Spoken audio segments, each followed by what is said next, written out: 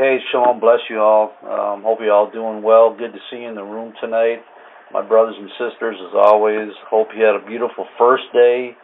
We were busy at Straitway Ministries today, and I'm sure that you all were butchering our meat birds again today to put more of our home-raised meat birds in the freezer.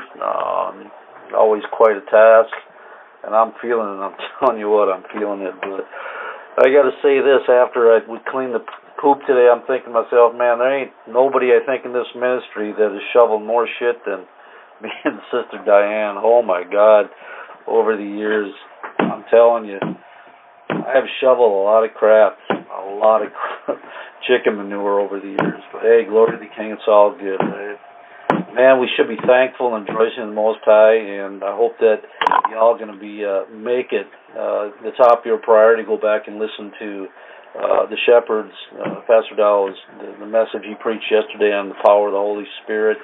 As you can clearly see, that Yah is trying to get us prepared, for the days ahead, and especially for this Feast of Tabernacles, as we know that.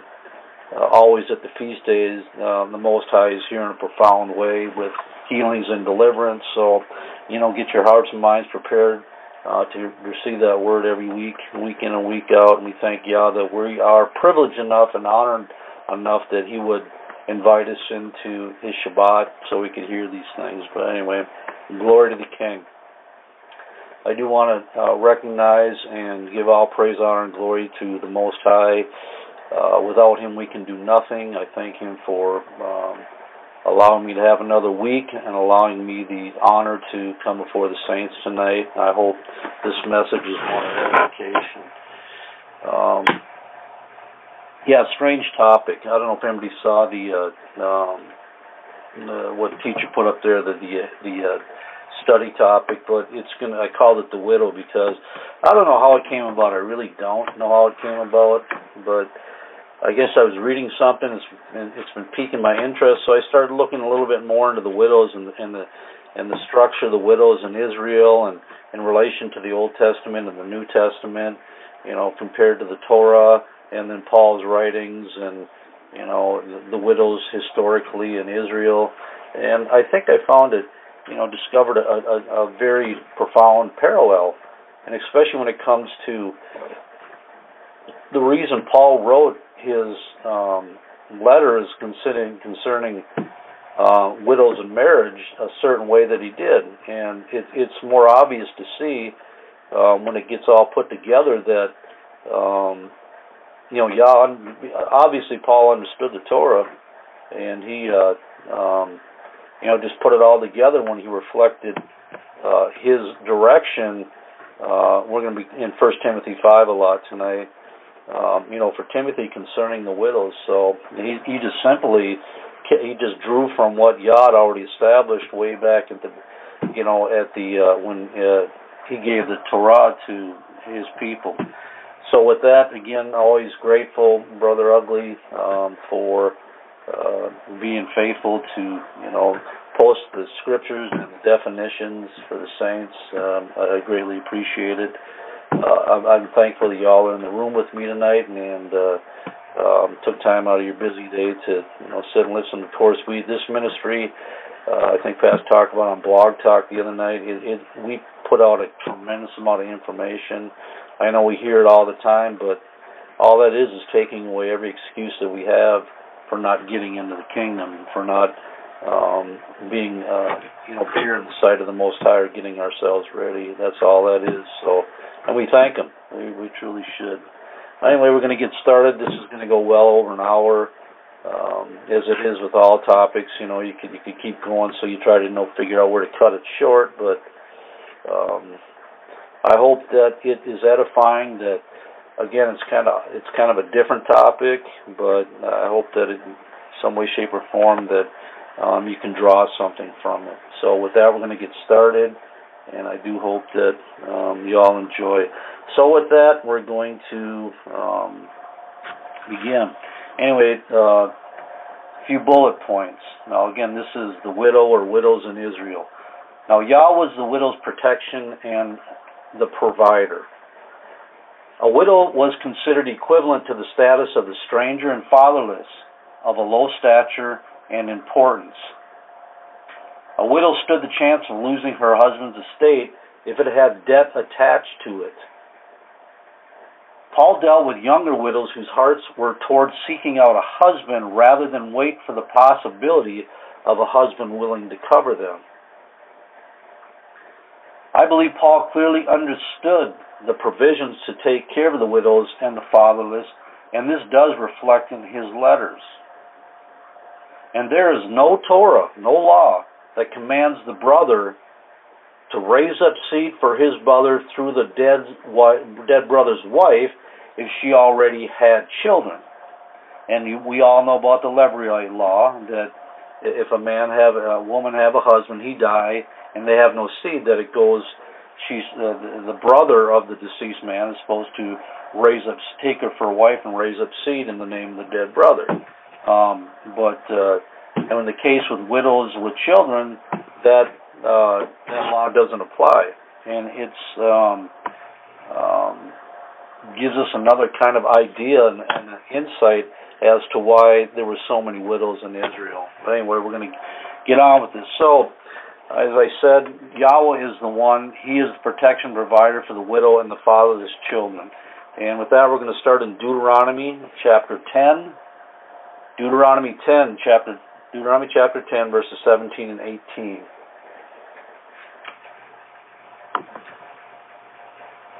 Alrighty. For Yahweh, your Elohim, is the Elohim of gods, and the master of masters, a great Elohim, a mighty, and a terrible, which regardeth not persons, nor taketh reward. So right here in Deuteronomy, Moses is given a description of who our Elohim is, and his character. And he does execute the judgment of the fatherless and the widow, and loveth the stranger, in giving him food and raiment. And the word fatherless, you're going to hear that brought up a lot of times. It definitely can, widow woman with children, her and her children, because her children would be without a father, as she would be without a husband, and it can also apply to orphan children. And, reading Deuteronomy 10, 17, and 18, it's clear that Yah is going to punish those who maltreat the widows and the fatherless. And meaning Yah is actually the overseer. He's acting in the capacity of covering for a widow and the fatherless. He is the one that is going to protect and provide. Exodus chapter 22, verses 22 through 24. Exodus 22 through 24. And Moshe writes, "You shall not afflict any widow or fatherless child. If thou afflict them in any wise," Yah was very particular about those that lived in a state of typically poverty and depression, an oppressed situation. He was guarding them. He was the one that was watching over them. "If thou afflict them in any wise, and they cry at all unto me, I will surely hear their cries." So we know that Yah's ear is open to the cries of the widow and the fatherless child. "And my wrath shall wax hot." This is how we're seeing how diligent and how serious Yah's behavior is towards those that would dare to misuse and mistreat the widows and the fatherless. "And my wrath shall wax hot, and I will kill you with the sword." I don't think there's any class of other people that Yah put so much emphasis on, you leave your hands off them. "And your wives shall be widows, and your children fathers." So if you think that you're going to go out there and afflict and oppress and take advantage of the widow and the fatherless, her and her children, or the orphans, I'll tell you what, this is what's going to happen to you. "I will kill you with the sword, man, and then your wives and shall be widows, and your children shall be fatherless as well." Yah will render punishment against those who come against those who have no male covering. So they have no direct male covering over them to protect them, to keep them from wrongdoing. Widows were open to being exploited and used. They were in a position to be taken advantage of because they had no husband to deal with others in sensitive matters. It is amazing how sensitive Yah is to the plight of the widow, the fatherless, and the stranger, to the point where he and not men oversee to their welfare and well-being, meaning that he's directly involved in their lives. And he uses men, obviously, but he is directly involved in his lives to watch over and take care of them. Deuteronomy 27, Deuteronomy 27, verse 19, one verse. Again, we're going over some scriptures here in the Torah, just showing how the Most High is very particular, very serious-minded, and very on the guard against anybody coming against the widows, the fatherless, and we're going to find out strangers as well. Cursed be he that perverteth or turn aside the judgment, or which means the cause of the stranger, fatherless, and widow.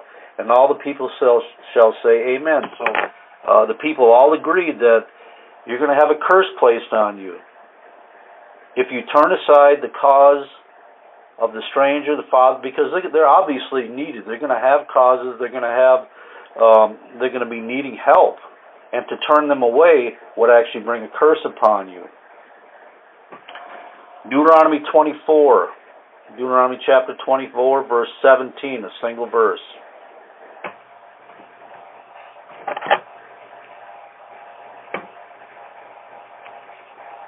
Again, thou shalt not pervert the judgment of the stranger, nor of the fatherless, nor take a widow's raiment to pledge. Now, to take a widow's clothing as collateral against debt, that's what we're talking about here. Widows would borrow against the things left to them from the estate of their dead husband. Oftentimes, women who became widows at the death of their husbands had to bear the burden of settling the husband's debts he may have incurred in his life. Widows, especially those without older sons, were susceptible to losing lands and properties by selling them off in order to settle debts. So if they got too much in the hole, their husband, he suddenly died or was killed in war, whatever the case may be, if he had debt, it went on to the family, directly onto the widow and the children. And in order for her to keep the inheritance and the children, she had to take care of that debt. So what Yah is saying here, a widow cannot use her raiment, her clothing, to actually give in exchange for collateral or debt. Isaiah chapter 1, verse 17. Again, Isaiah 1:17. We're just going through the scriptures and the prophets and the writings to, because it's written about so many places about how Yah feels about the widows, the fatherless, and the strangers. All right, learn to do well, meaning, being beneficial and caring towards the oppressed. Relieve the oppressed. Judge the fatherless. Plead for the widow. And when it's written here in Isaiah, pleading means to defend, strive for the cause of the widow. So that's how you learn to do well. When you relieve the oppressed, as Brother Ugly's got it up there, those are on the chat. Relieve the oppressed, judge the fatherless, and defend for the widow. This is learning to do well. Psalm 68. Psalm 68, verses 4 and 5. Psalm 68, verses 4 and 5. And David writes, or he sings, "Sing unto Yahweh, sing praises to his name. Extol him that rideth upon the heavens by his name, Yah, and rejoice before him. A father of the fatherless," David recognized Yah's position, "and a judge of the widows," a judge being an advocate, or one that supports another, "of the widows is Yah in his holy habitation." Even back in generations after the Torah and Yah gave the commandments, we can still see that it's evidently recognized and written of, and reminded the people that Yah is the one that is who supports the widows, and he's as a father to the fatherless. Sirach chapter 4, verse 10. Sirach chapter 4, verse 10.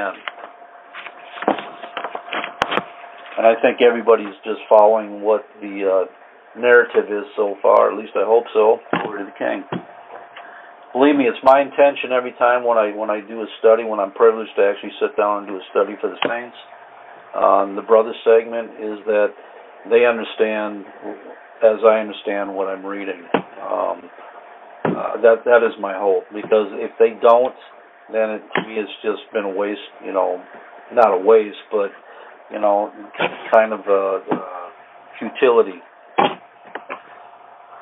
So, glory to the King. All right, Sirach, or Ecclesiasticus, chapter 4, verse 10. It says, be as a father unto the fatherless. So here we're following the same theme that we just read in Psalm 68:5. Be as a father unto the fatherless, and instead of a husband unto their mother. So shalt thou be as the son of the Most High. This is what kind of rank and what type of recognition that one would get if he did these things. Being a father unto the fatherless, instead of a husband unto the mother. And he shall love thee more than thy mother does. I mean, this is the great love that Yah, because this particular person who actually does what's written in Sirach 4:10 is going to receive the accolades and the recognition of being somebody that truly cares and has a heart like the Most High after the widows and the fatherless. And I believe this verse is a very good reflection of the sentiments David wrote of in Psalm 68:5. I'm just reading my notes. A son is supposed to reflect the character of his father and instill those sound values in himself and apply them in his life. If you read the previous 9 verses of Sirach chapter 4, because this is verse 10, you will read of, quote, the father figure who's addressing his, quote, son in some valuable wisdom and direction for a profitable life, and one approved by Yah. So when you get a chance, go back and read Sirach chapter 4, at least the previous 9 verses. This father figure admonishes his son to deal kindly with those who are oppressed and afflicted, who are poor and desolate, and to deal with them with compassion and honor, truly considering their plight. And as we read in Sirach 4:10, we see the counsel as being one which is focused more on being a sound male figure in the life of the children, with those that are without a father, and less of supporting and caring only for the widowed mother. That's not meaning definitely that you have to take her for wife, just saying that your focus should be more on the children instead of on the woman as far as helping them out. That's why reading the previous 9 verses gives more substance and more context about what verse 10 actually says. All right, staying in Sirach and Ecclesiasticus, we're going to chapter 35, and we're going to go verses 12 through 15. Sirach 35, 12 through 15.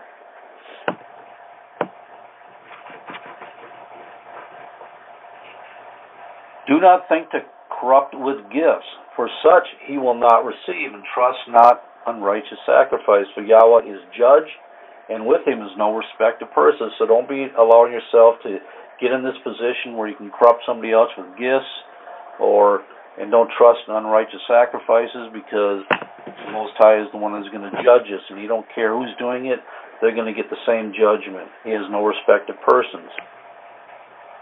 He will not accept any person against the poor, but will hear the prayer of the oppressed, meaning that Yahweh will not tolerate anyone doing wrong against the poor person, no matter the greatness of that person. No one is allowed to do wickedly against the poor. Verse 14, and he will not despise the supplication of the fatherless, meaning Yah is not going to despise the needs of the fatherless, nor the widow when she poureth out her complaint. He's going to have an open ear, just like he did when we read earlier in Deuteronomy that if somebody's oppressing them, and Yah is going to hear the cry of the widow, and he's going to tend to the matter personally. Do not the tears run down the widow's cheeks? And why not? I mean, she's poor. She's got a family to raise. She has no husband. She's got all these things in life. And so she's going to feel the weight of her life. And is not her cry against him that causeth them to fall, or basically anyone who's trying to impress her by taking advantage of them, meaning her and her children. So again, this stuff is going to trouble her. It's going to show in her attitude, in her demeanor. It's going to show in her spirit, and of course, Yah is always watching. So, again, the whole context, the whole reason we're talking about this is because, to start out, is because we're showing that back in the Old Testament, that Yah was the one that was right on top, was the one looking out for the best interests of the widows, the fatherless, and the stranger. Again, there's no Torah that commands that a widowed woman, that somebody cover a widow woman. It's not there. Only a widow woman that didn't have children. But that's why we had widows in Israel. Because they had no husband. They had nobody to cover them, protect them, provide for them. They had to do this themselves. Mark chapter 12. Mark 12, verses 38 through 40. Mark 12, 38 through 40.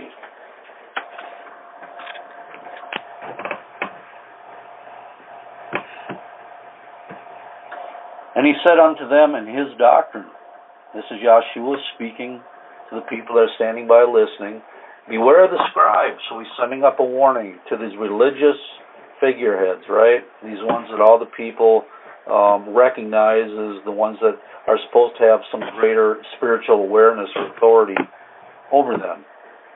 Beware of the scribes which love to go in long clothing and love salutations in the marketplaces. So he's telling them, look out for these particular scribes and what they're doing. And the chief seats in the synagogues and the uppermost rooms at feast. And what do these no good, low down rats do? Which devour widows' houses, and for a pretense make long prayers. These shall receive a greater damnation. Why? Because Jesus knows. Of course, obviously, he gave Moshe the Torah. And he's reflecting on what he had already stood for way back then when it comes to regards for the widow and the fatherless. That's where the greater damnations would come, because they're oppressing and taking advantage of the widows and their houses, or the widows' estates, the estates that they inherit from their husbands. All right, the word devour, as it is written in Mark chapter 12, verse 40, the one we just read, and I just put it in here, the word devour means forcibly appropriate widows' assets to pay for any debt incurred by their husband before he passed, much like a foreclosure. And it's from the Greek, my notes, help me, Jesus. I'm up in the middle of the night. I do most of my study between midnight and 5 a.m. That's generally what I do because, there's no text, there's no interruptions or anything, and it's quiet, so...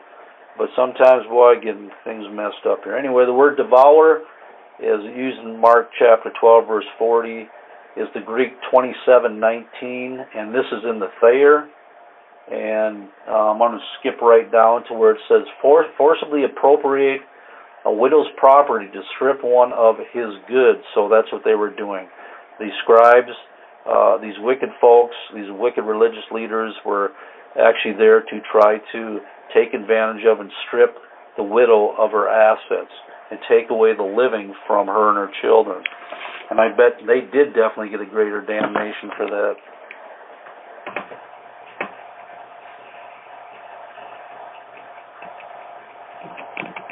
All right, Numbers chapter 27, verses 8. Number 27, 8 through 11. Numbers 27, 8 through 11.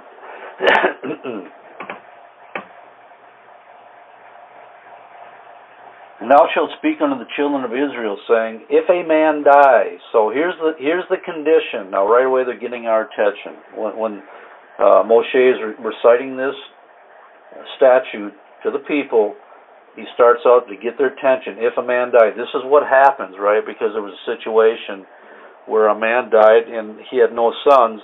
You know the story, and he had the 5 daughters. Well, this is the result of inquiring to the Most High how to handle this, right? Because inheritance was supposed to go to the firstborn son, to the sons.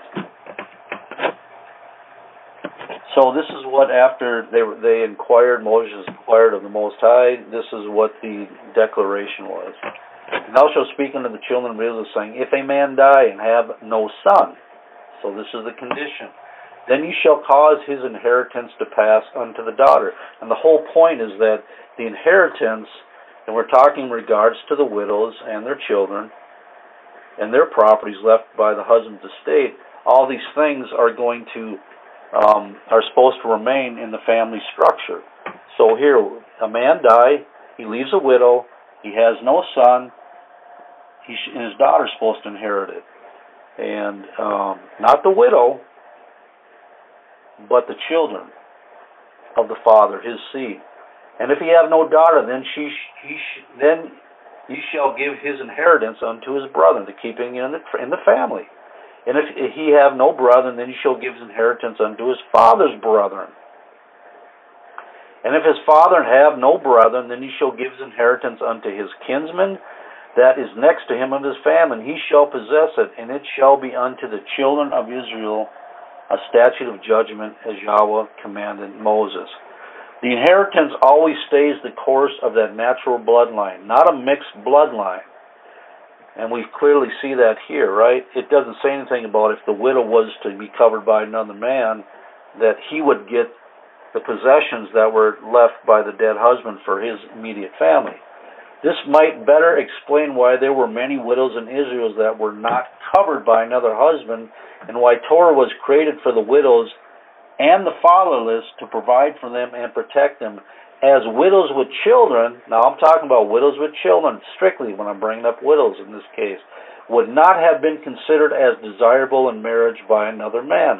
As all the estate of their deceased husband would not go to the next husband, he couldn't inherit it by marrying her. It remained in her first husband's stead and to his seed.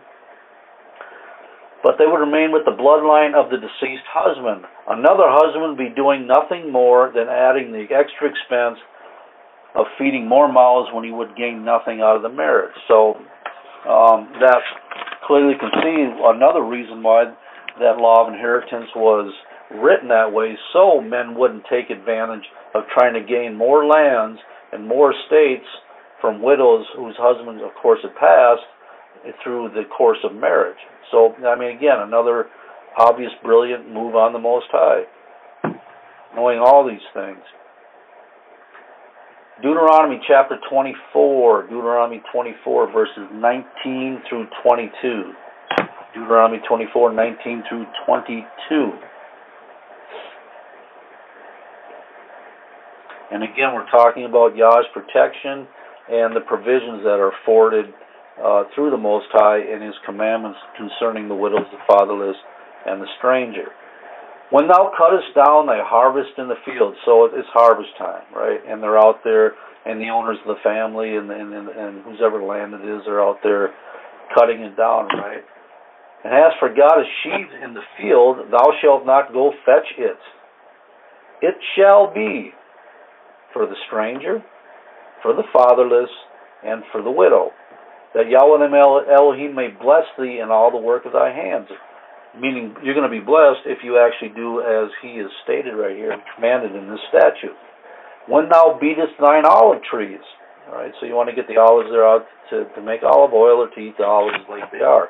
Thou shalt not go over the boughs again. It shall be for the stranger, for the fatherless, and for the widow. So Yah's making sure that people know this is the provision left for these people in an oppressed life. And thou shalt remember that thou wast a bondman, that you also were one that was poor and oppressed and desolate while you were in the land of Egypt. Therefore I command thee to do this thing. You know, it would stand to reason that most widows were poor or living in a state of near poverty. And this is clearly illustrated in the fact that Yahweh left explicit commands to provide sustenance for the widow and her children, for the orphan and the stranger. But there were indeed some widows, such as Judith, who according to the written record was very well off. But the remarkable thing about Judith is that she lived a very humble life, one that reflected poverty and need, as widow women would live because they came into that state of a depressed lifestyle. Deuteronomy chapter 26, verses 12 and 13. Deuteronomy 26, verses 12 and 13.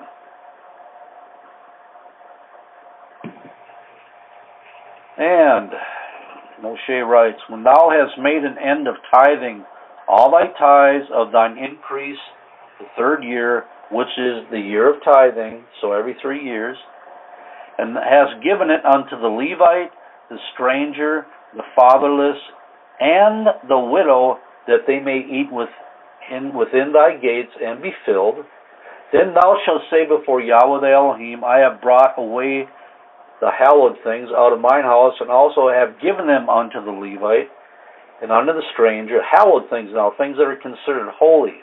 Alright? And have given them unto the Levites. These things were meant for the Levite, these hallowed things, these holy things that the tithe was supposed to go to. But this also included in this same classification as we just read, the widow, and the stranger, and the fatherless.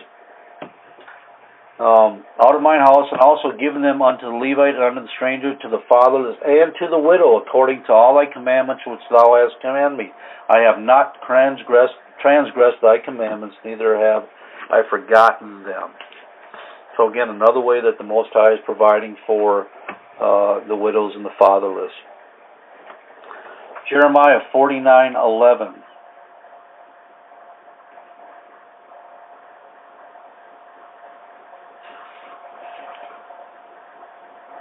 I might be going through these a little bit quicker than I normally would, simply because the point's already been established. Who is the one that had made the statutes and the commandments that the widows and the fatherless and the strangers absolutely be taken care of and not to be oppressed, or there's going to be trouble, right?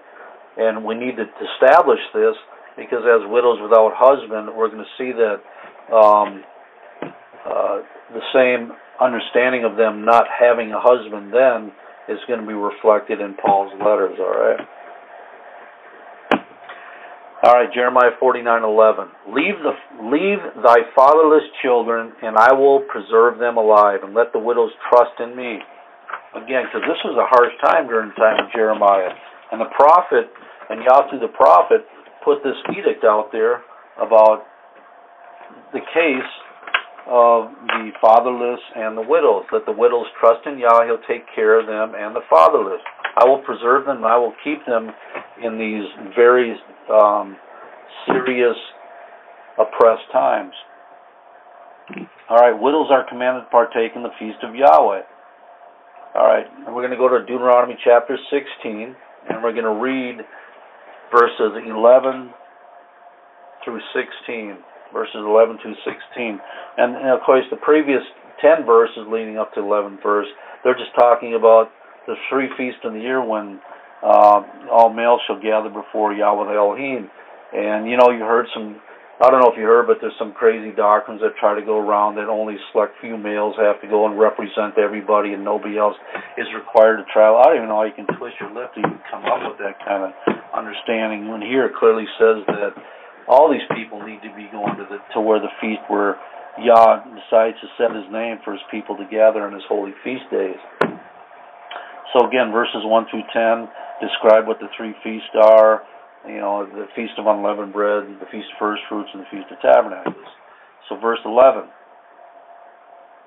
And thou shalt rejoice before Yahweh thy Elohim, thou and thy son, and thy daughter, and thy manservant, and thy maidservant, and the Levite that is within thy gates, and the stranger, and the fatherless, and the widow that are among you. So we can see clearly now, this is a feast of the Most High, and he's listing all the people that are going to be there rejoicing.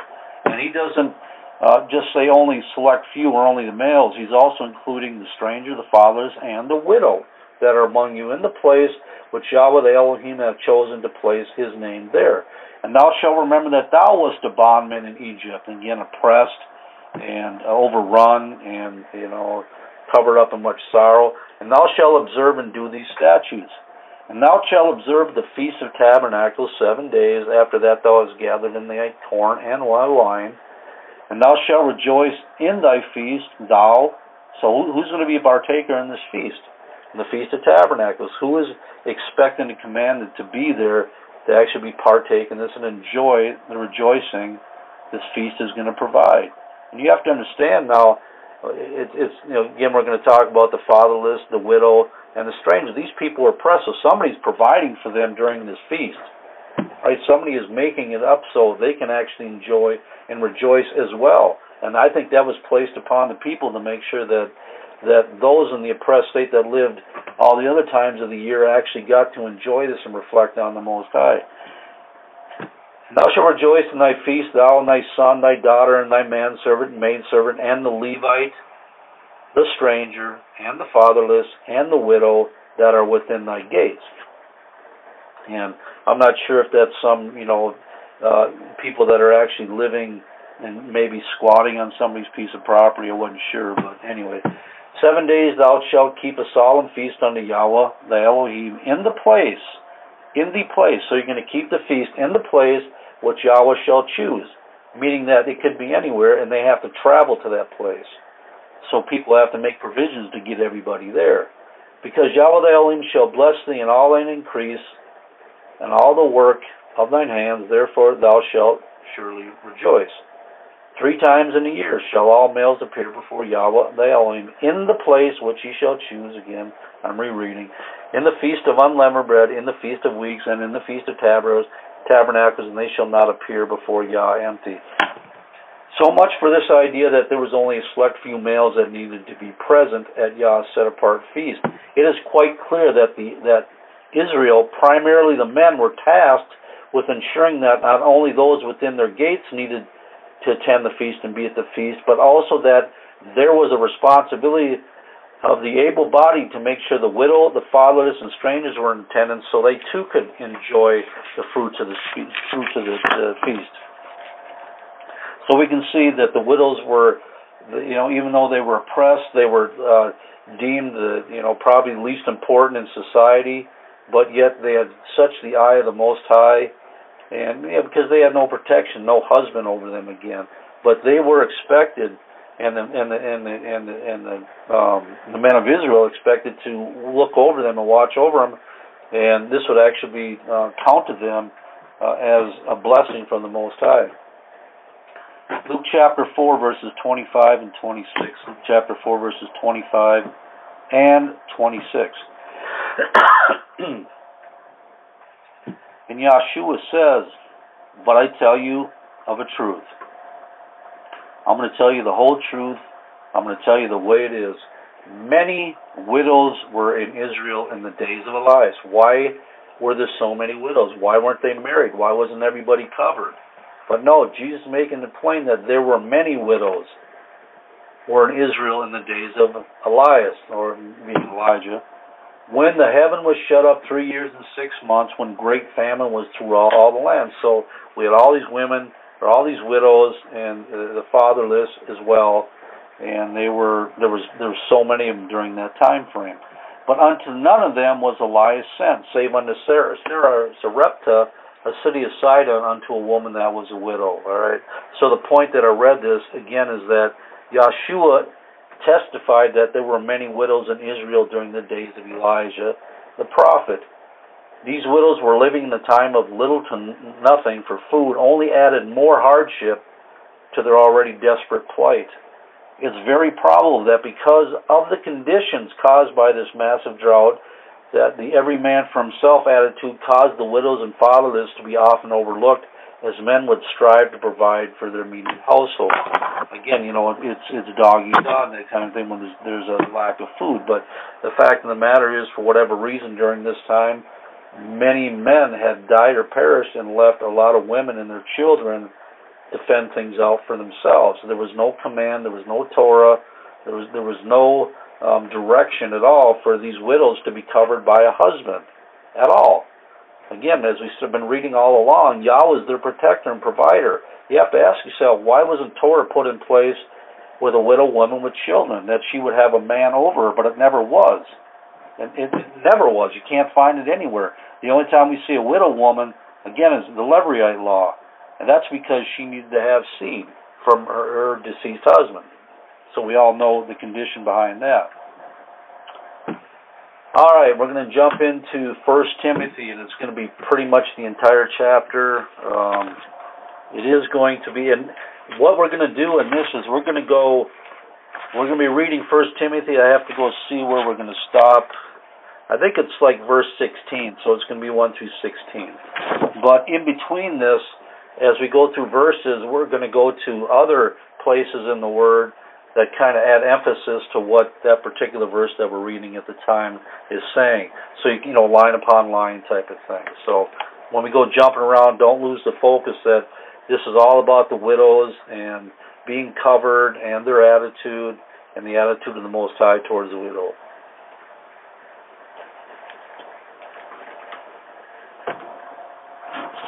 Alrighty. Starting off, 1 Timothy chapter 5, the very first verse, verse 1. And Paul, this is Paul's letter to Timothy, the one that had the gift in him that was told not to ignore it, but you're going to need to use it. So Paul is writing Timothy, and he's giving Timothy upfront advice and counsel and direction and instruction about how to prepare himself to use the gift that Yah has given him. And the first thing is he's talking about in regards to people he has in the assembly. That's what most of verse chapter 5 is. People that are actually going to be a part of the assembly there, or are part of the assembly. Paul starts out by writing, rebuke not an elder, but entreat him as a father, and the younger men as brethren. Now clearly Paul is pointing out two age groups of men, those that are older and those that are younger, and how they should be dealt with. Paul is defining for Timothy who he is depicting. Older men, younger men, right? And how to entreat them, how to treat them, how to deal with them. The older is fathers, as you would with your father, with honor and respect, not getting up in their face, not speaking evil of them, not getting irate. And then the younger men as brothers, as mature men and brothers and sisters, being able to speak about things face to face.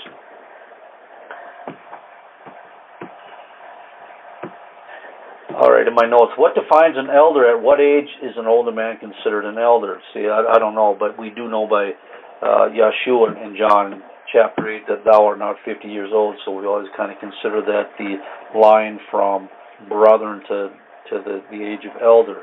It is those men which have raised children, that have grown and have children. Okay, that's my I don't even know why I read my note there, sorry.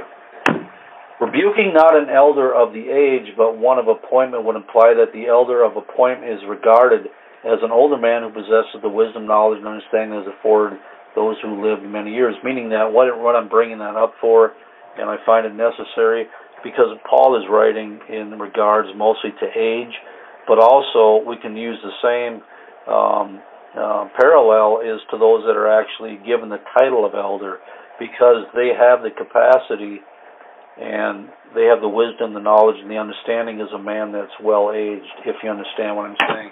Like Elder Mitchell. He's a young elder, but he definitely has the wisdom of a great many older men, just by virtue of the gift that lies in him. All right, in verse 2, so Paul covered men, now he's going to cover women. The elder women as mothers, the younger sisters with purity. So he's, again, telling Timothy how you're supposed to conduct yourself with these certain people and how the people are supposed to, be with each other. So, we are to entreat the elder women and younger sisters in the same regards that we are to entreat the older men versus the younger men. So you get two instructions here. And then Paul, now he's talking about older men, younger men, older women, younger women. Now he's going to come up here and he's going to take off to start talking about widows. Isn't that something? I mean, he's going to start hitting widows. He could be talking about divorcees or people that are in spiritual authority, but no, he's going to start talking about widows because there must have been something going on that Paul had experienced through all the years of spreading the word in all of his travels, that he realized a lot of things that were happening with the widows. So he's instructing Timothy how we're going to deal with the widows, right? This is very important. He jumps right into it.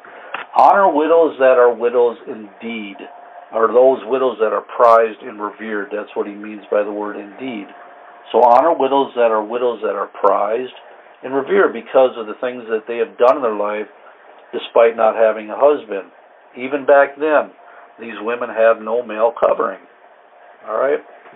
Honor widows indeed, recognizing only those women who have lost a husband and remain as widows, and doing that which becometh widows in lifestyle and conduct. And again, this is already following what we just read in the Old Testament about once a lot of these women lost their husbands, especially the ones with children, and they remained widows.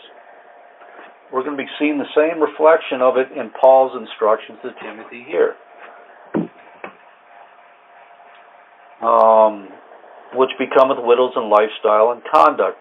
And how are we to ascertain those who qualify as widows indeed? Paul is going to go on in his letter to Timothy and detail what and who true widows actually are. Paul is also implying those widows that are prized and revered. They have a special place. Paul is also implying not to honor those widows who are not truly widows indeed. That's why he's making a distinction. The ones that are going to get the honor are the ones that are truly the widows indeed, the ones that fit the bill, the ones that actually have, we're going to find out, stayed the course, right? Paul is asserting a crucial point to Timothy, to only revere those widows who are, point of fact, truly gone through widowhood. And again, Paul, never forget this as we're talking and going over, that Paul is reflecting, he's coming from an attitude and understanding of the Old Testament instruction when it comes to the widow and fatherless. Nothing new under the sun. 1 Timothy, we're on verse 4 now. But if any widow have children or nephews, all right, so he's again breaking it down. So now we're only having, we're going to start showing what is the cause and the course of those widows that have children or nephews. But if any widow have children or nephews, and if you look behind the word nephews, simply is grandchildren, right? So any widow have children or grandchildren, or they raised, obviously they had adult children who went on to have their children, so she not only has her adult children, but also grandchildren. Let them, meaning the children and the grandchildren, learn first to show piety, meaning to reverence towards their mother, their widowed mother, at home, and to requite, or which means to give back to and help support their parents, for that is good and acceptable for Yah. And you might get tripped up on the word parents here, but typically you look behind the definition, it means singular, parent, and it actually says mother too. So they're supposed to show piety, which means of the children to honor their mother as the command is written, in spite of the fact that they have no father. So they were still practice what Torah said as far as it going to honor thy father and mother, despite the fact that there was no father.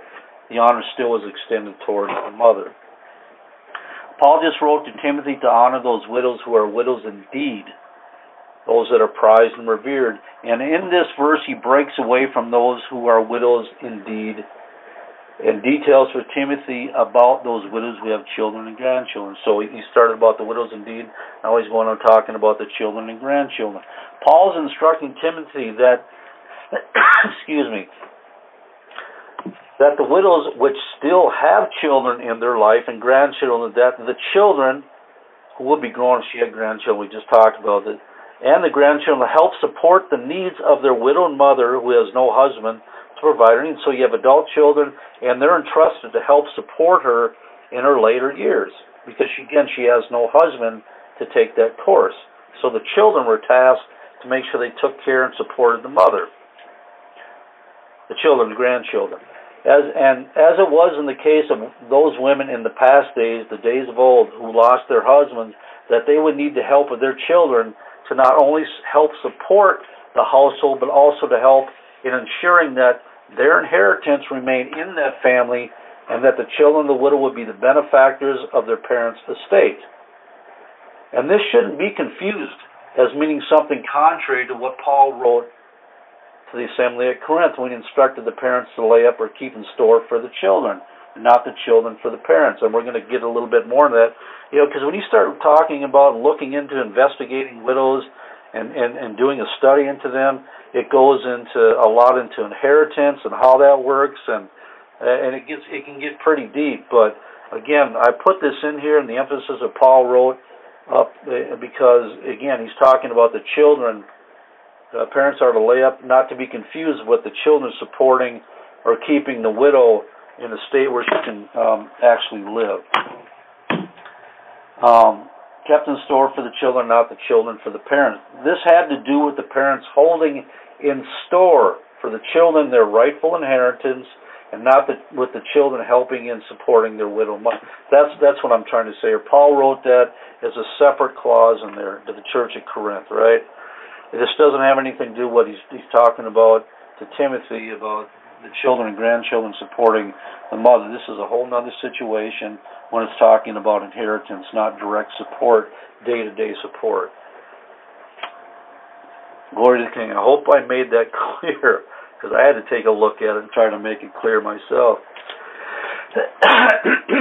All right, glory to the King.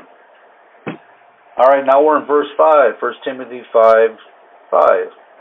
Now she that is a widow indeed, so far we've covered elder men, younger men. We've covered elder women, younger women. We've covered widows that are widows indeed or prized and revered. And now we've covered widows with children and how the children are supposed to take care of them and honor them. And now we're going on back to the ones that are actually widows that are prized and revered. Now she that is a widow indeed. Paul's going to break this down for Timothy, how to categorize who these particular widows are. The one that should be considered prized and revered. And desolate. Trusteth in Yah, and continueth in supplications and prayers night and day. So he is making the distinction outside of all the other widows. These are the category of widows that are actually widows indeed. They are desolate, meaning being single. They trusteth in Yah, continueth in supplications and prayers night and day. Their devotion, their drive, their temperament, their attitude is all towards the Most High and trusting Him.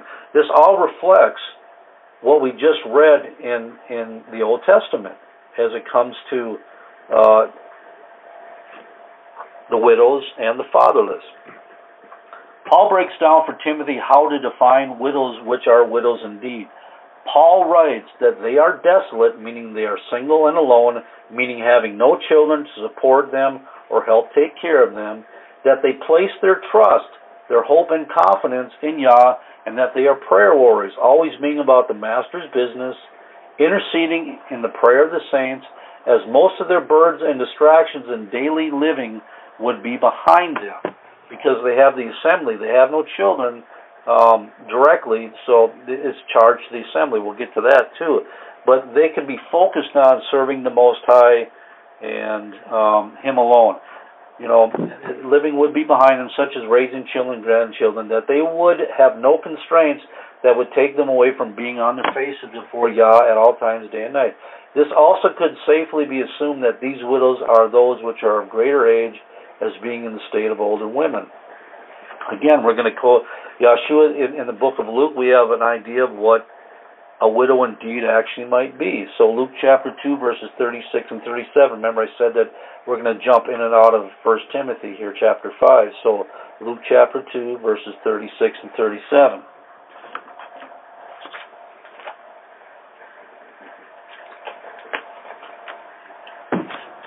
All right. There was one Anna, a prophetess, a daughter of Phanuel of the tribe of Aser, so given her lineage and heritage. She was of great age. She was an older woman, and had lived with a husband 7 years from her virginity. So she was definitely married, right? But she was a widow of about 84 years. So she's an 80-year-old woman now, great age. At some point she lost her husband. It's just her. But look what she does. This 80-year-old woman has no husband, has no other distraction. Children are probably gone, whatever the case may be. And, of course, the assembly then, she was taken care of some way, shape, or form. And she departed not from the temple, but served Yah. She trusted in Yah, served Yah with fasting and prayers night and day. So why is it so incomprehensible that Paul is only reflecting and writing about the same thing when Yeshua already spoke about it, or there was already a record of it in Luke, what an actual widow of great age, ones that are widows indeed, are actually doing? They trust in Yah, they're desolate, single and alone, and continue with in supplications and prayers night and day. This should be their focus. They're not going to find themselves as the younger widows, as we're going to look into. They're going about causing hell, being rebellious, and everything else. Their whole focal point of their age, because they've lived a life, they've done all this stuff, and now their whole focal point is to supplication and prayers night and day towards the Most High. All right, going on to verse 6, back to 1 Timothy 5, verse 6. So Paul just got done talking about the widow indeed. He talked about the widow with children. Now he's talking what the case of the children are towards the widow. And all of a sudden he goes, but he said, but that she that liveth in pleasure is dead while she liveth. You know, it appears that Paul is speaking on those widows who have the conditions of being in the place of widows indeed, those who are single, undistracted with the daily affairs of family, free to serve Yah continually without burden, that these widows which are more about, but these are widows which are more about themselves. Now these are older, foolish women, right? In this case, because that's the narrative, that's what he's talking about. It's the context about widows indeed. Now he's going to those that live in pleasure. They might as well be dead. I mean, they're old, they're aged. What's the sense of living anymore? Because they have no devotion, no direction towards the Most High. So it's still all about them, even in their older age. They haven't learned anything.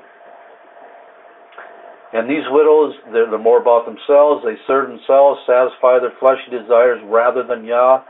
These widows are useless to the body of Messiah, and they have no value or impact in their roles as if they were already in the grave. And that's what I mean. They might as well just be dead, because it's all they consider in life is just what they can get after the flesh, and not interceding to the Most High on behalf of Israel. Okay, in verse 7.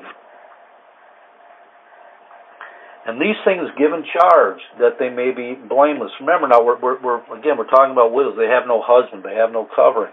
And Paul is writing to Timothy what to do with all these women that had once had a husband and now no longer have a husband, right? And again, he's going to come a lot from what we already know, the narrative and the understanding that widows didn't necessarily have the provision to be married again. That not only was back in the Old Testament, Yah commanded to be taken care of, but in the New Testament, there's a structure put in place that their own household would make sure that they were taken care of. So it's following the same theme. There's no change, nothing new under the sun, and Yah hasn't changed anything. And these things give in charge that they may be blameless. Okay, so Paul is asserting to Timothy, demanding of Timothy to make this understanding of the state of widows and what their role should be, and those of their family, if they have such, that they would be without fault and not deviate from that which should be the coming of widows. So he's making a distinct point to Timothy. You give these things in charge. You make sure you attack this thing, make it known, don't let it slide. This stuff has to be addressed, right? So nobody can be, that they may be blameless, that nobody can say they didn't know, they didn't understand, that they can actually hear the instruction and be obedient to it and not be held accountable for their actions, if that makes sense. And he goes on to verse 8. But if any provide not for his own, meaning those of his own house, and especially or his kin or his direct family, and especially for those of his own house, he has denied the faith and is worse than an infidel. He don't give a crap. He don't have any concern. He's in a mind frame of abandonment. He doesn't want to deal with it. He has no love and care, especially for those of his own household. He might as well be considered a damn unbeliever, because he's acting the same way after the manner of Gentiles. You know, it appears that Paul has to reinforce to Timothy in the midst of addressing the state of widows that the provision still ultimately falls on the men of the house, whether it be sons of the widows or husbands of families, that they still have a duty and obligation to provide and support, and to not be as the unbelievers what they might do in abandoning their responsibilities.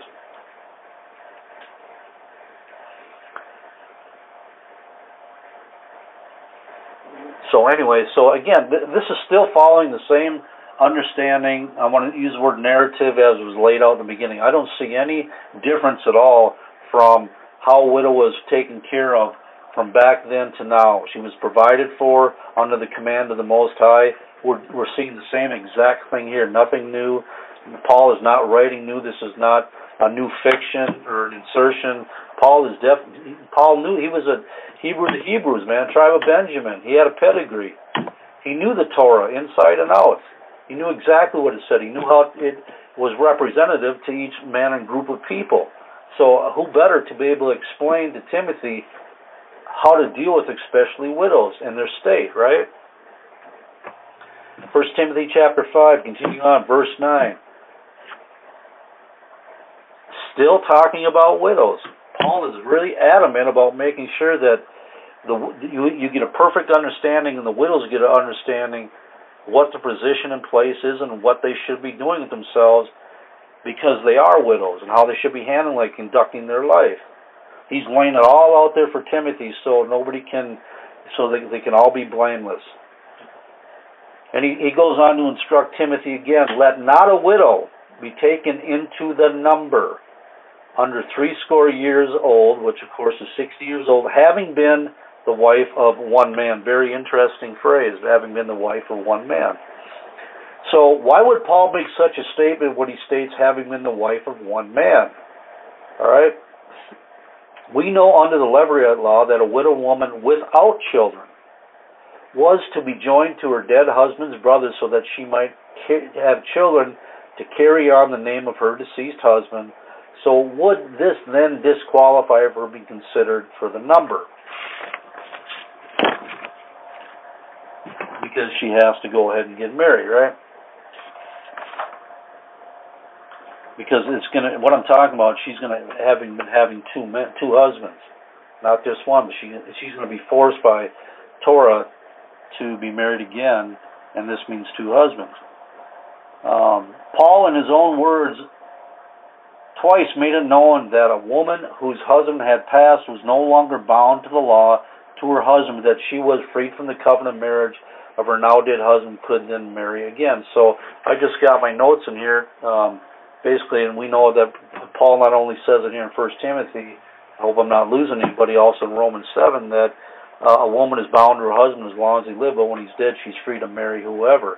But again, that means it's not sinful for a widow to, if a husband wants to take her. But up until that point, she remains a widow. But obviously, on the Torah, she's free to actually be joined to a man that would cover her.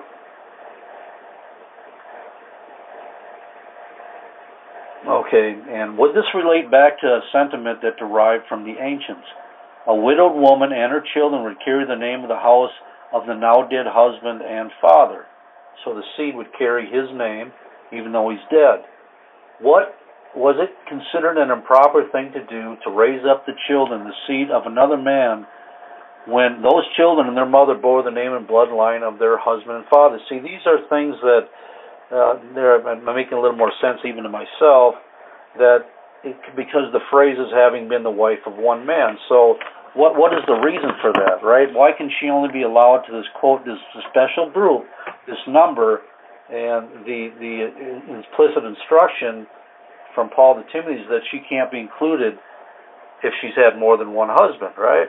This is a special group of widows. I don't know of any group, you don't find it anyplace else, but we're going to kind of make a determination about what that was. But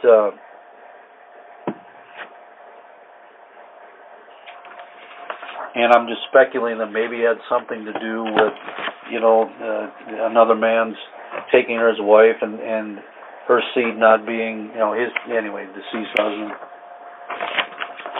All right, glory to the King. I hope I didn't mess you up, because I got notes all over the place and typing, and sometimes I get kind of lost here a little bit. But anyway, glory to the King. I hope that made some sense.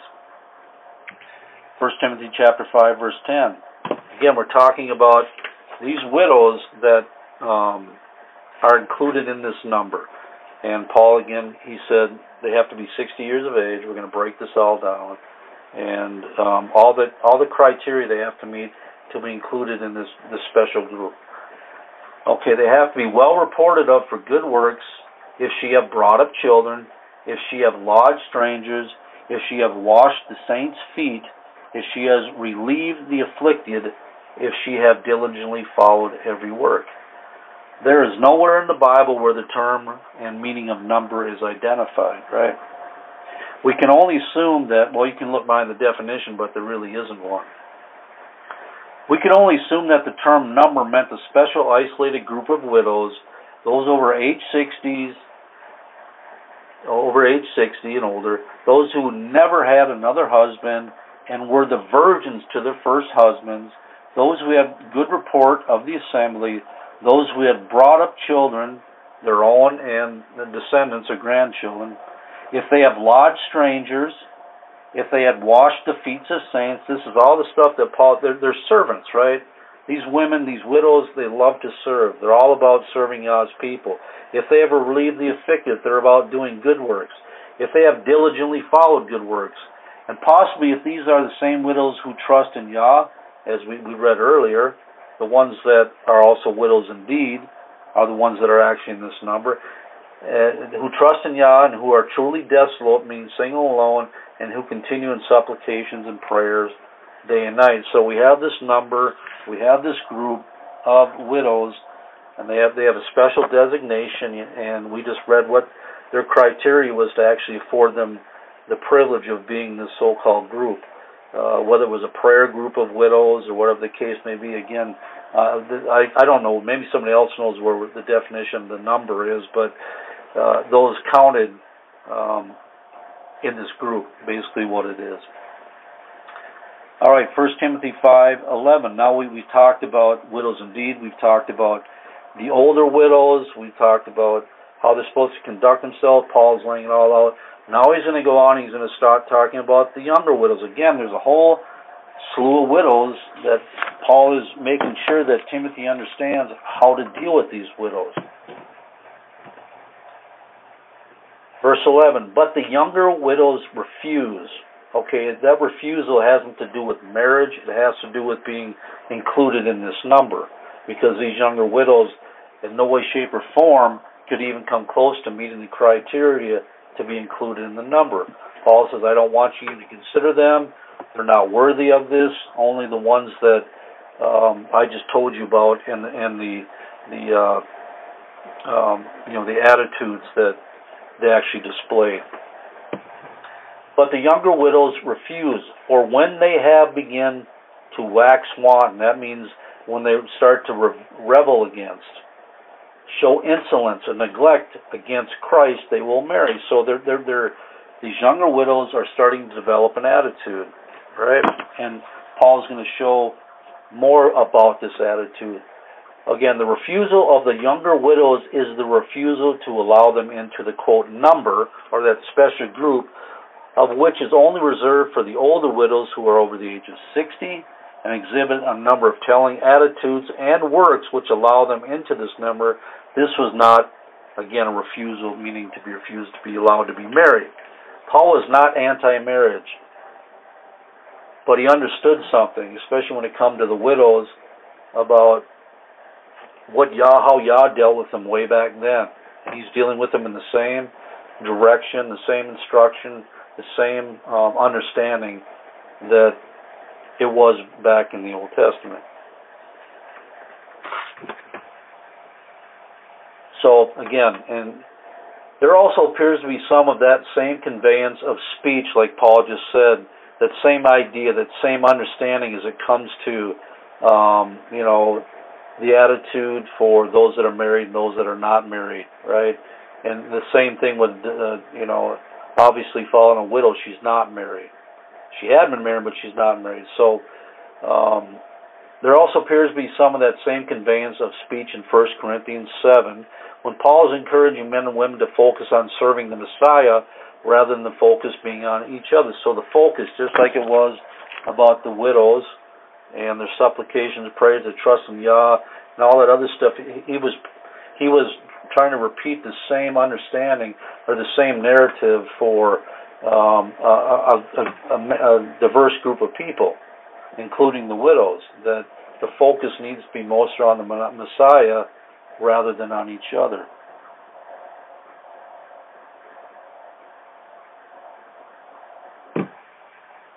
And again, my notes, in the Old Testament, Yahweh was always the one who was the provider and protector of the widow and the fatherless, meaning that the widow and fatherless only had Yah to look to. Not another human being, but just Yah. And that same idea reflected in Paul's writings, which I've been saying. So we're going to jump over to 1 Corinthians chapter 7, verses 32 through 35.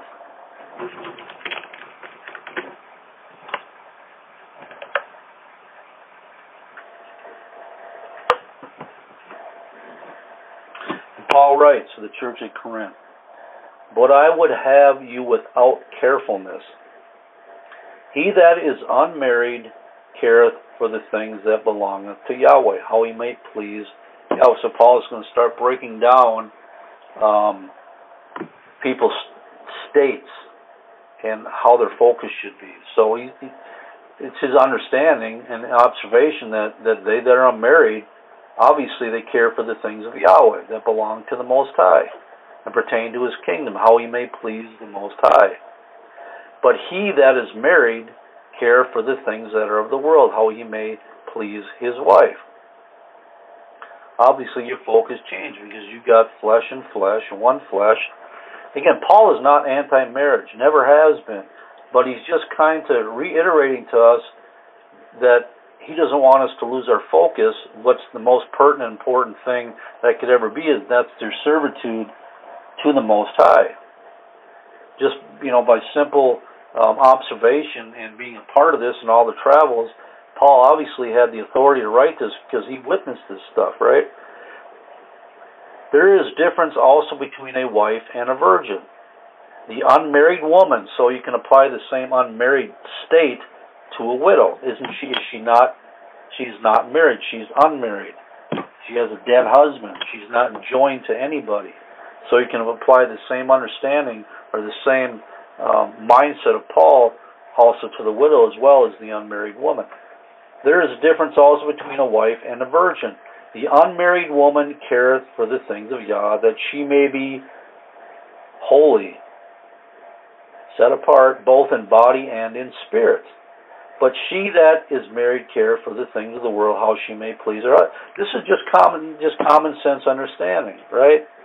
It truly is. It really is, because obviously, when you have a husband or wife, the time that you may spend in conversation with them or engage in activity, if you were unmarried, that same amount of time may be going directly to the Most High in prayer and in fasting or in reading or in study or in witnessing or whatever the case may be. So Paul is not wrong at all about how he's explaining this or how he's representing the different aspects of being married or unmarried. And this I speak for your own profit, not that I may cast a snare upon you. Paul was not trying to discourage anybody from marriage. That's not what he was saying. He was simply pointing out the fact that when you become married, your cares may change. And so he's trying to get people to refocus and relook at what is more important in this life. Not that I may cast a snare upon you, but for that which is comely, and that you may attend unto Yahweh without distraction. Because Paul, we know that he was a single man, right? Now, Paul sums up his words in this very verse when he makes it plain about his intentions towards the saints when it comes to marriage and the distractions it will bring in regards to a complete commitment to the Master Jesus Christ. His intent is not to talk anyone out of marriage. As Paul states, he doesn't desire to cast a snare upon any, but rather place emphasis on what marriage can do in regards to one's focus and concern as it has to do with serving Yahweh. Paul is simply giving some what he believes good advice. I kind of talked about that already. All right. I personally believe Paul was in no way, shape, or form against marriage, but he carried an emphasis on serving the Creator, on serving the Messiah over serving each other as husband and wife. I believe wholeheartedly that Paul's words, Paul's attention, his ideology, and his counsel line up perfectly and reflect the admonishment of Yeshua when he instructed us to first seek the kingdom of Yah, not a mate, not a husband looking for a wife, not a wife looking for a husband. So Paul is just capitalizing and implying again the same thing that Jesus said. Seek ye first the kingdom of Yah and all his righteousness, and then all these things will be added unto you if it's necessary for you to get to the kingdom, to enhance you, to perfect you. If a man's ways please Yah, Yah will give him the desires of his house. But the precedent is you have to have ways that please the Most High. Yah will give him the desires of his heart. But there is precedent in both examples to focus on the Father and the Son and concentrate your devotion towards him. I can easily see this in Paul's direction to the widow and to those who seek marriage. I also believe some may get too caught up in the idea of marriage because it's spoken about in the ministry here all the time, and their focus is more on marriage. How it is spoken of quite frequently over a single desire to serve Christ and be content as we are. Again, if you're seeking first the kingdom of Yah, how can you be seeking anything else? However, much of the purpose of speaking so much on marriage, and the reason that especially Pastor Dowell talks about it so much, is to help prepare those who will be entering into the covenant to understand what they're entering into and ensure that they will be successful. But this in no way should be construed as marriage remaining the only course. I also wonder if Paul had thoughts of what the focus was of the created man and woman prior to the fall. And if you look at it, it lines up. There's a real definite thought here. If they looked to their Elohim more than each other, this was before the fall, when Adam was created and then Eve, right? Remember how Yahweh sentenced Eve and all women afterward, how that the woman's desire was now going to be to her husband and that the husband would now rule over her. So what was the order before Yah passed this judgment upon all women? Was the original state of the created man and woman more so towards Yah and not so much towards each other? Could it have been? This is just something to consider.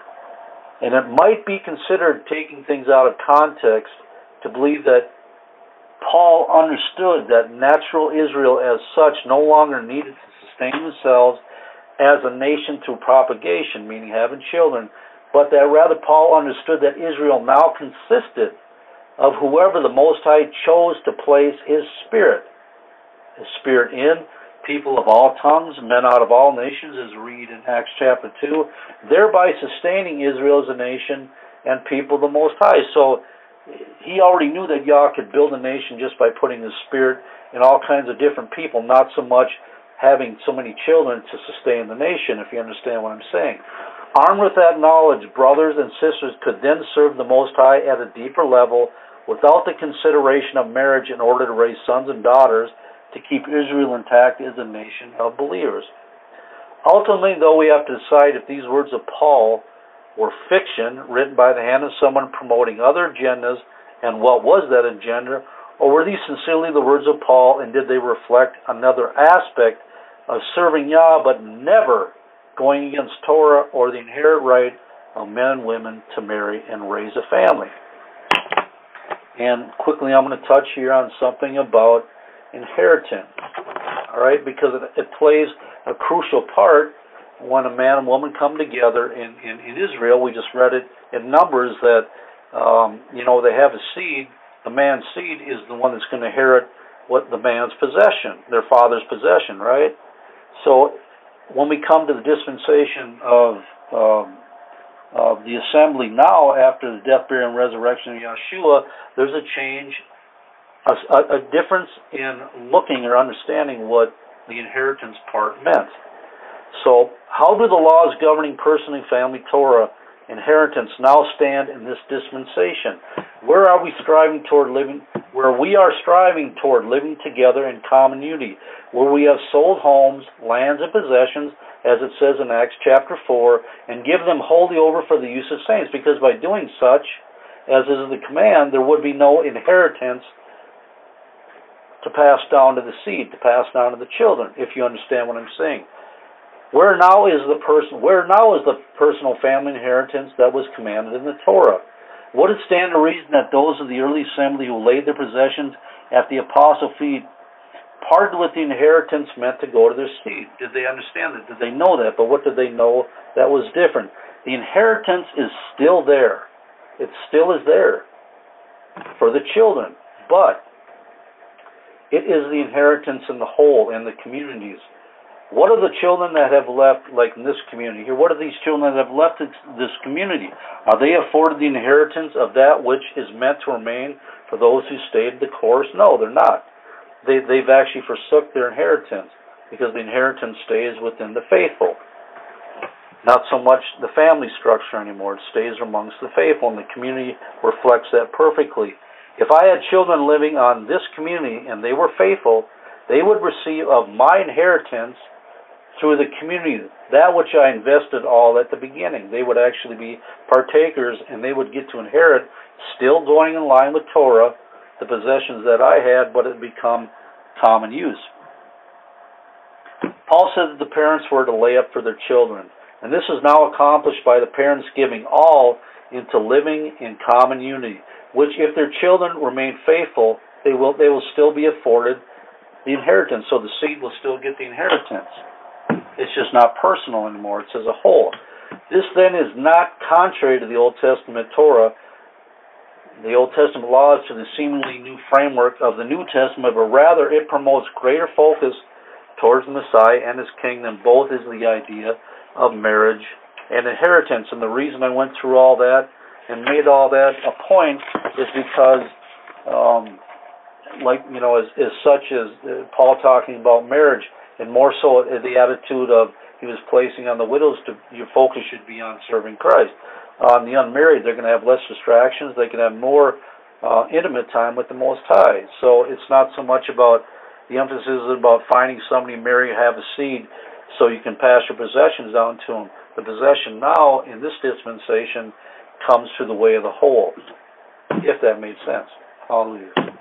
All right, back to 1 Timothy. We're jumping back in there. And again, we left off talking about the younger widows refuse, because when they have again wax and wanton against Christ, they will marry.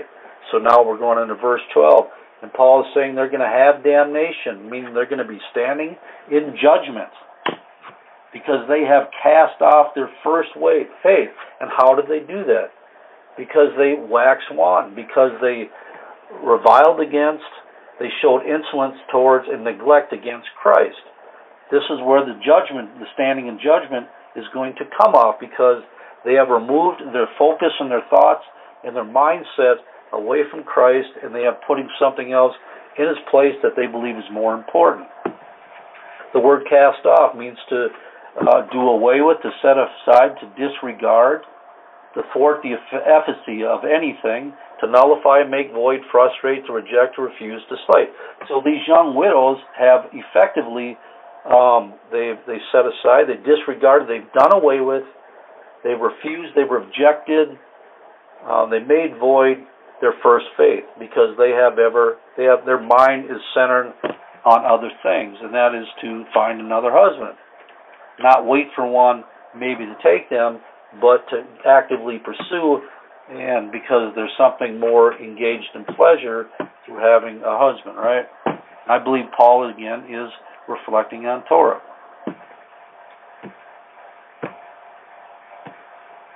All right, 1 Timothy 5:13.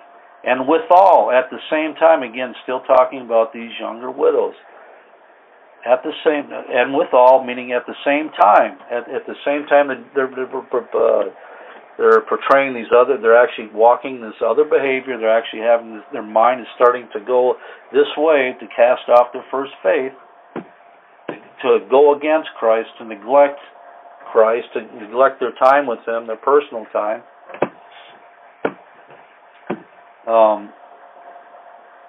They learn to be idle, which is lazy and useless.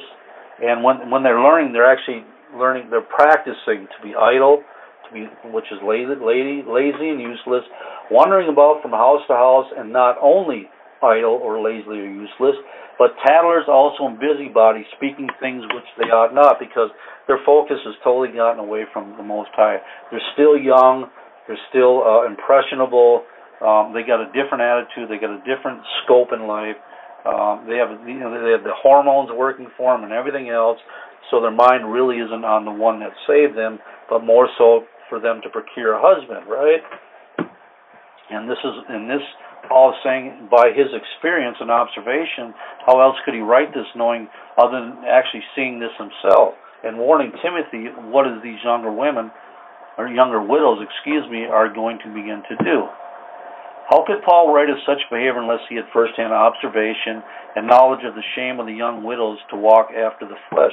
It is quite obvious that such manifestation of wickedness would not be accepted into, remember we talked about the number that was reserved for the sober-minded, serious age widows. How could you? With that kind of behavior, they were already disqualified because of age, the younger widows, but all this behavior, that's why Paul said, ain't no way. You refuse them, even if they look like they had the same attributes as an older widow. You forget that because their mind is still vulnerable to actually walk after what he just got done talking about. But you may ask, why didn't Paul simply advocate or support for a husband to be placed over these rebellious younger widows to bring them in line? I mean, wouldn't that have been the obvious question? Just marry him off to a husband. Wouldn't that make the most sense, be the logical, rational choice? Should that then have been the same mindset for the widows of Israel of old? You have to just look at the parallel. Again, Paul understood perfectly the reasoning behind the commandments established by Yahweh himself for the care and support of a widow with her children. That it wasn't an issue of not having a husband, but more so having a heart towards Yahweh and trusting in Him. And then, so then Paul goes on to talk about, now he's left off the younger widows, now he's going to talk about the younger women. We're almost done. I intend then that the younger women marry. So Paul's intention is that the younger women marry, bear children. Younger women obviously going to be those of a virgin nature. Bear children, guide the house, give none occasion or no opportunity to the adversary or those who are against and opposed to living holy to speak reproachfully or slanderously. So Paul is saying that he would rather the younger women marry as opposed to the younger widows. Younger women meaning the virgin daughters, the ones that haven't had children, the ones that haven't guided the house. Okay?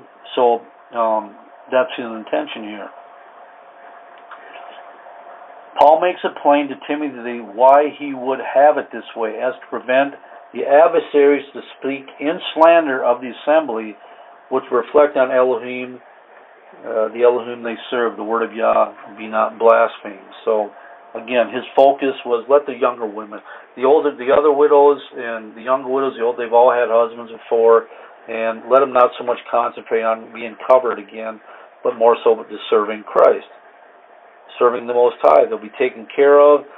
All their excuses have been taken away because the assembly was charged either directly by a male figure in the house, by a son or a daughter, but they were taken care of, so there was no need for them to actually pursue a husband to provide for them, because that was all taken care of. The stuff was laid at the apostle feet, distribution was made to every man as he had need.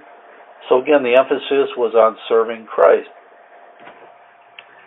And 5:15, for some are already turned aside after Satan, meaning the adversaries, those that were part of the faith they've left, and they're out there, they've left the faith, they're slandering and trying to find fault and failure with everything that is going on in the assembly. If any man or woman that believeth have widows. So again, Paul is going to reiterating how these widows are to be taken care of. Let them relieve them, which simply means to aid, to defend, to give assistance to them, and let not the assembly be charged, that it may relieve them that are widows indeed. Okay, them that are worthy of the title and honor of the widows indeed. So, anyway, that concludes the study. I know it was rather long. I figured it might be. I just pray that there was some understanding that was able to come out of this. And then the most important thing is that Paul wasn't trying to change anything. Paul wasn't trying to institute new customer laws or new direction when he wrote to Timothy. He was just reiterating the understanding that was already there in the ancient times concerning the widows with children and the fatherless, right? And how that they were never covered, and they went through their lives knowing that they may never be covered, right? And that Yahweh is the defender of them, the provider for them, the protection, all the things that a husband would do with a wife and a father would do with their children in the house, if that makes sense. And so I don't think Paul in no way, shape, or form was in changing anything or adding anything new or inventing anything. He was simply following what was already in place. So anyway, again, I hope that this was understandable, and glory to the King. But I pray you all have a good week. Remember to continue to pray for Pastor Dowell and for Pastor Corey, those in leadership, the elders, the deacons, the heads of assembly, the leadership, and for each other, that we can all get to the kingdom together. So I pray you all have a blessed week, and you're profitable to the kingdom. All right. Much shalom, blessings, Israel.